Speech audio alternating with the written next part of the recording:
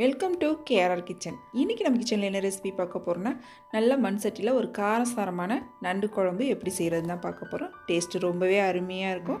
வாங்க எப்படி செய்கிறதுன்னு நம்ம வீடியோக்குள்ளே போய் பார்ப்போம். அதுக்கு முன்னாடி நம்ம சேனலை இப்போ தான் ஃபஸ்ட் டைம் பார்க்குறீங்கன்னா சப்ஸ்கிரைப் பண்ணி வச்சுக்கோங்க. கூடவே பெல் சிம்பிள் ப்ரெஸ் பண்ணி ஆளுங்கிற ஆப்ஷனையும் ப்ரெஸ் பண்ணி வச்சுக்கோங்க. அப்போ தான் நான் போடுற வீடியோஸ் எல்லாம் உங்களுக்கு தொடர்ந்து நோட்டிஃபிகேஷனில் கிடச்சிக்கிட்டே இருக்கும். இப்போ வாங்க இந்த அருமையான நண்டு குழம்பு எப்படி செய்கிறதுன்னு பார்த்துடலாம்.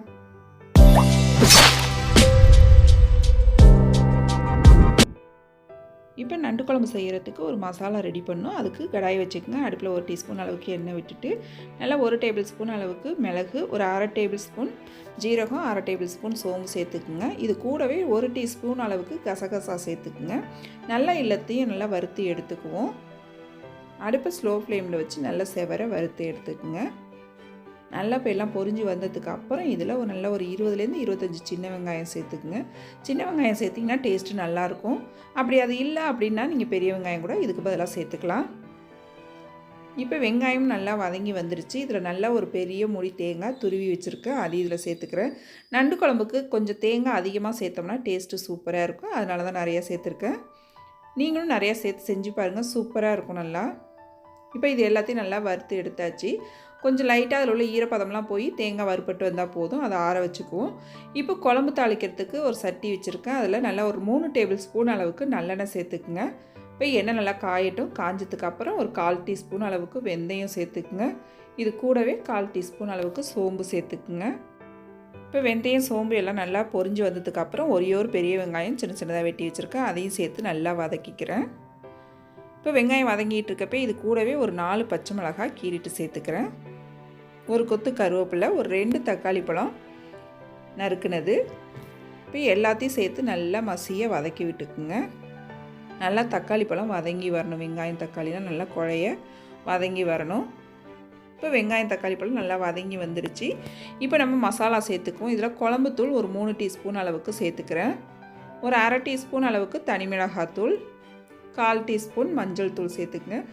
மசாலா சேர்க்கும் போது அடுப்பு தீயை குறைச்சி வச்சு நல்லா இது போல் ஒரு 2 செகண்ட் வதக்கி விட்டுக்குங்க, மசாலோட பச்சை வாடை போகிறதுக்கு. இப்போ நல்லா வதக்கி விட்டதுக்கு அப்புறம் நான் இன்றைக்கி ஒரு எலுமிச்சம்பழம் சைஸ் புளி எடுத்து ஊற வச்சு கரைச்சி வச்சுருக்கேன், அதை இது கூட சேர்த்துக்கிறேன். புளி தண்ணி சேர்த்ததுக்கப்புறம் நல்லா ஒத்தாப்பில் எல்லாத்தையும் ஒரு தடவை ஒன்று கலந்து விட்டுக்குங்க. இப்போ இதுக்கு தேவையான அளவு உப்பும் நம்ம சேர்த்துருவோம். உப்பு சேர்த்ததுக்கப்புறம் நல்லா கலந்து விட்டு ஒரு 10 நிமிஷத்துக்கு குழம்பு நல்லா கொதிக்க வச்சு எடுத்துக்குவோம். நல்லா கொதி வரணும் குழம்பு. நம்ம சேர்த்துருக்க மசாலாவோட பச்சை வாடையெல்லாம் போய், புளியோட பச்சை வாடை போய் நல்லா கொதித்து இது போல் எண்ணெய் பிரிஞ்சு வரணும். ஒரு 10 நிமிஷத்துக்கு கொதிக்க வச்சுக்குவோம். இப்போ குழம்பு நல்லா கொதித்து வந்துருச்சு. இப்போ நம்ம அரைச்சி வச்சுருக்க விழுதை இதில் சேர்த்துக்குவோம். விழுது சேர்த்துட்டு கொஞ்சம் தண்ணி சேர்த்துக்குங்க, உங்களுக்கு எந்த அளவுக்கு வேணுமோ. நான் இன்றைக்கி சாப்பாட்டுக்கு செய்கிறதுனால கொஞ்சம் தண்ணியாக வச்சுக்கிறேன் இந்த குழம்பை. இதே இது நீங்கள் இட்லி தோசைக்கெலாம் செய்கிறீங்க அப்படின்னாக்கா கொஞ்சம் திக்காக வச்சுக்கோங்க, டேஸ்ட்டு ரொம்பவே அருமையாக இருக்கும். இப்போ தேங்காய் சேர்த்து கொதிச்சதுக்கப்புறம் நம்ம இதுலேயே நண்டு 1 கிலோ க்ளீன் பண்ணி வச்சுருக்கேன், அதை இதில் சேர்த்துக்கிறேன். நண்டு எல்லாத்தையும் சேர்த்துட்டு நல்லா ஒரு 10 நிமிஷத்துக்கு கொதிக்க விடுங்க. நல்லா நம்ம சேர்த்துருக்கோட மசாலோட பச்சை வாடையெல்லாம் போய் குழம்பு கொதித்து நல்லா எண்ணெய் பிரிஞ்சு வரணும். குழம்பு கொதிக்கிறதுக்கு பார்த்திங்கன்னா ஒரு 10லேருந்து 15 நிமிஷம் ஆகும். இது போல் நல்லா கொதித்து எண்ணெய் பிரிஞ்சு வரணும். இப்போ கடைசியாக இறக்க போகிறப்ப கொஞ்சமாக கொத்தமல்லி தழை தூவி இறக்கணும்.